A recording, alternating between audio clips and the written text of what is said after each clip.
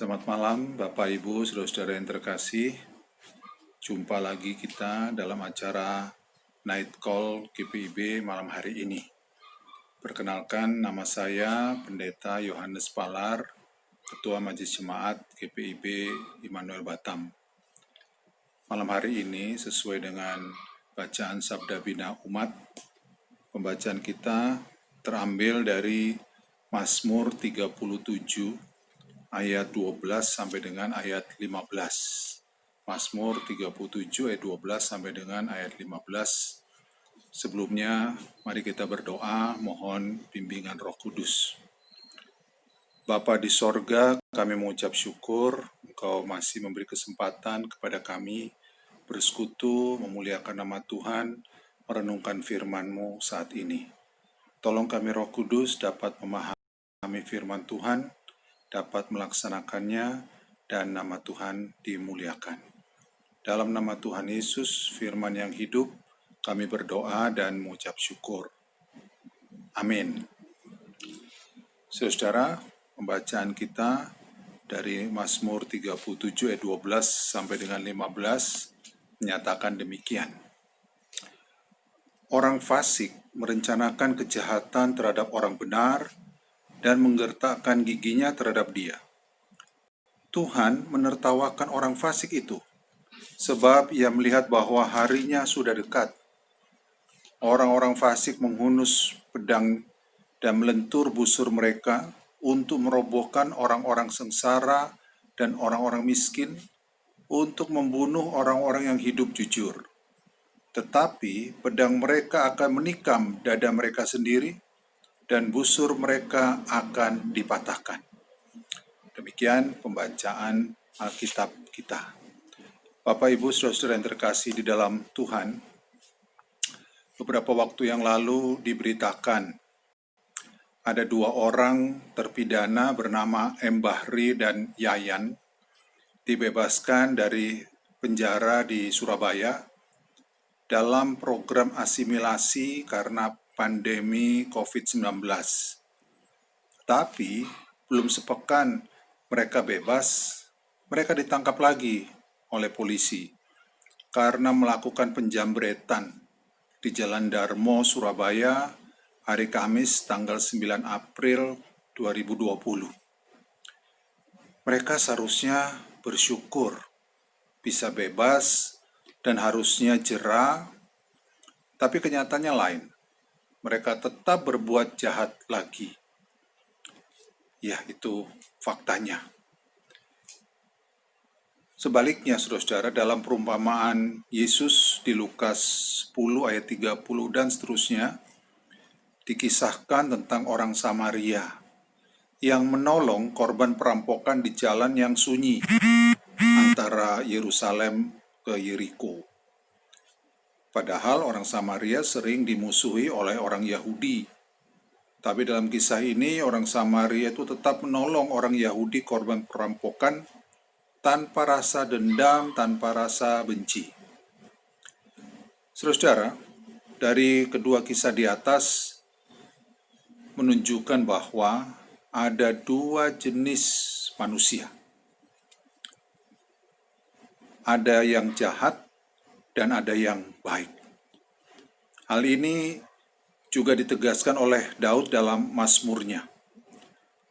Orang yang jahat itu disebut orang fasik, dan orang yang baik itu disebut orang benar.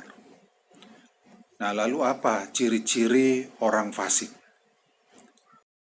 Dalam bacaan kita, Daud katakan ciri-ciri orang fasik itu antara lain merencanakan kejahatan terhadap orang benar. Artinya, hatinya busuk, pikirannya keji, yang mereka pikirkan dan rencanakan hanyalah berbuat jahat dan terus berbuat jahat. Selain itu, ciri orang fasik adalah menghunus pedang dan melentur busur mereka untuk merobohkan orang-orang sengsara dan orang-orang miskin. Artinya, orang fasik itu suka menyakiti sesama, termasuk orang sengsara dan orang miskin yang seharusnya dibantu. Juga ciri lain orang fasik itu ialah membunuh orang yang jujur. Artinya mereka kejam, mereka sadis. Orang jujur yang harusnya dibela, malah dibunuh. Nah, sekarang apa ciri orang benar? Ciri orang benar bisa kita lihat di ayat 27a. Kita tidak baca tadi, ayat 27a. Dikatakan menjauhi kejahatan dan melakukan yang baik, termasuk berlaku jujur, seperti yang disinggung Daud di dalam akhir ayat 14.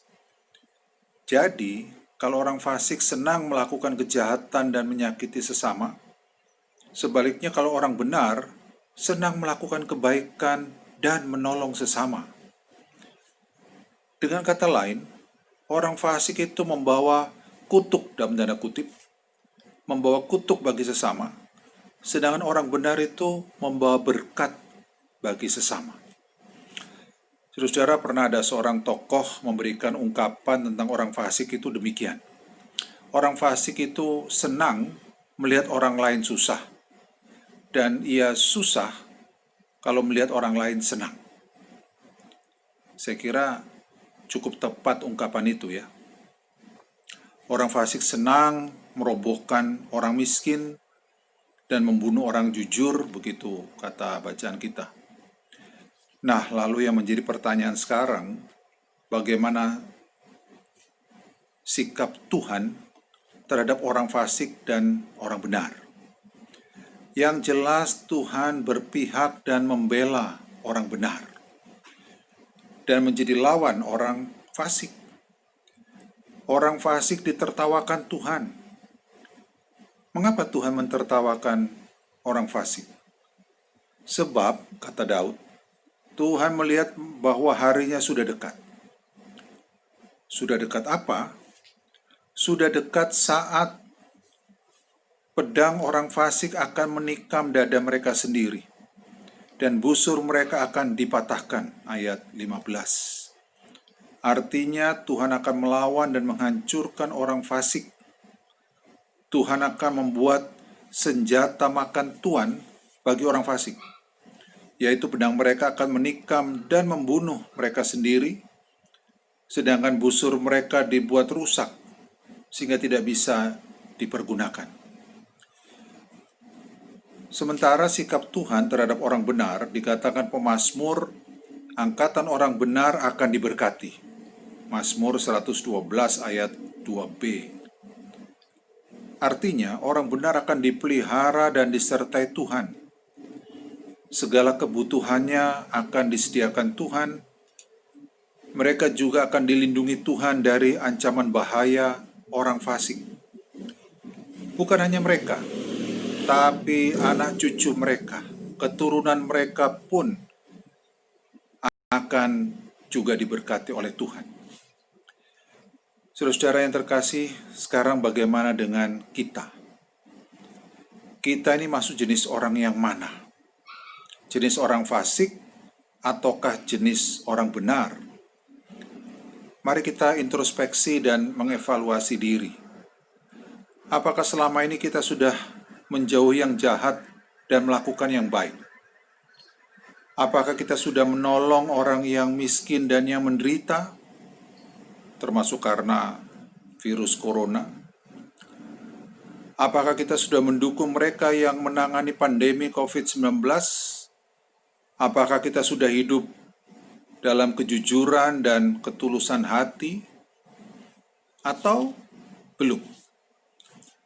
Kalau jawabannya belum, bahkan hidup kita masih tidak benar di hadapan Tuhan seperti orang fasik, kita harus bertobat, saudara-saudara, sebelum hukuman Tuhan turun atas kita.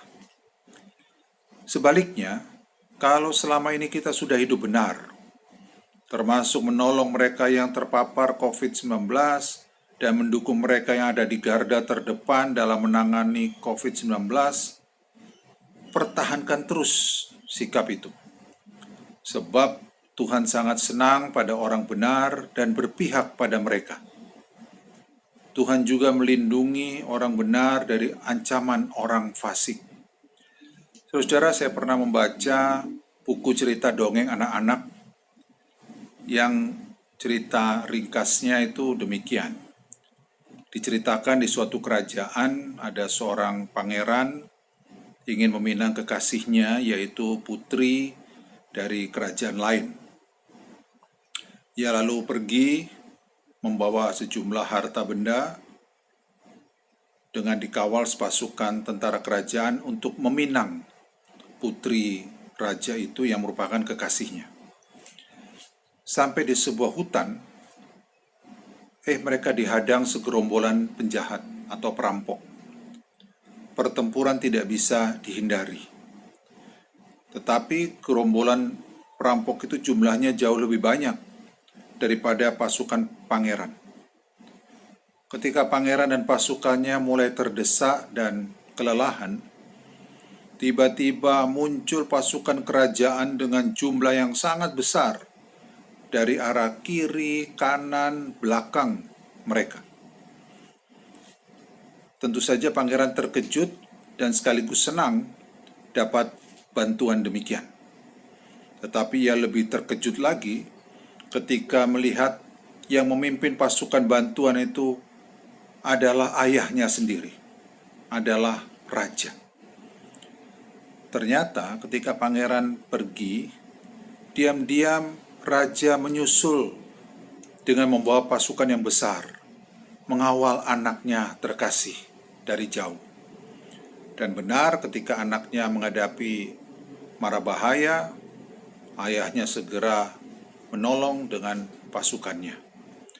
Saudara, begitu juga dengan Tuhan terhadap kita, umatnya, anak-anaknya, yang selalu hidup dalam kebenaran, yang selalu menjadi orang benar. Dia selalu menyertai kita, menjaga, melindungi, dan memberkati kita dalam segala keadaan. Percayalah itu. Amin. Mari kita berdoa. Bapa di sorga, kami mengucap syukur untuk firman-Mu yang boleh kami dengarkan dan renungkan bersama.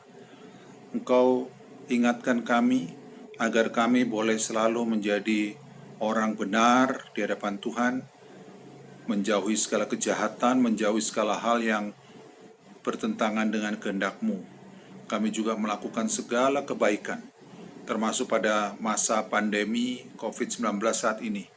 Kami boleh peduli menolong mereka yang terpapar dengan segala apa yang kami bisa lakukan, juga mendukung mereka yang menangani COVID-19 ini di garda terdepan. Kami juga terus mendoakan mereka, karena sikap seperti itulah yang Kau inginkan. Tolong kami Tuhan, agar kami senantiasa berjalan dalam jalan-Mu dan melakukan segala kehendak Tuhan dalam firman Tuhan dengan setia. Berkati juga keluarga kami masing-masing, lindungi kami, beri kesehatan yang terbaik, dan dengan kesehatan itu kami dapat bekerja, berkarya, bahkan melayani untuk Tuhan maupun untuk sesama. Inilah doa, permohonan, dan ungkapan syukur kami kepadamu, sertai juga dalam istirahat kami malam hari ini. Hanya di dalam nama Tuhan Yesus, Juru Selamat, Penolong setia, Sumber hidup dan berkat, kami berdoa dan bersyukur. Amin.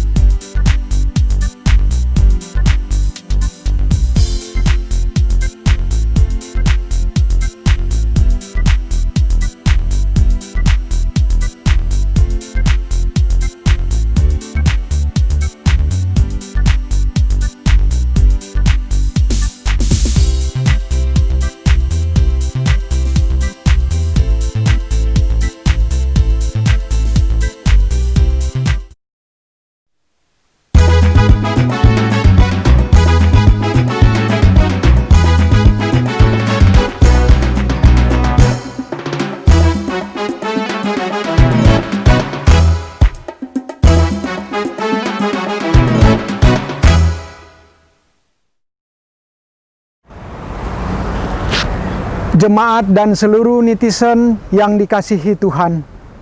Terima kasih sudah mau terlibat aktif dalam berdonasi di rekening Satgas COVID-19 Sinodal GPIB. Jangan pernah lelah untuk saling membantu. Kami masih mengharapkan dukungan, doa, dan material untuk tugas ini, karena perjalanan kita masih panjang. Terima kasih, Tuhan Yesus memberkati kita semua.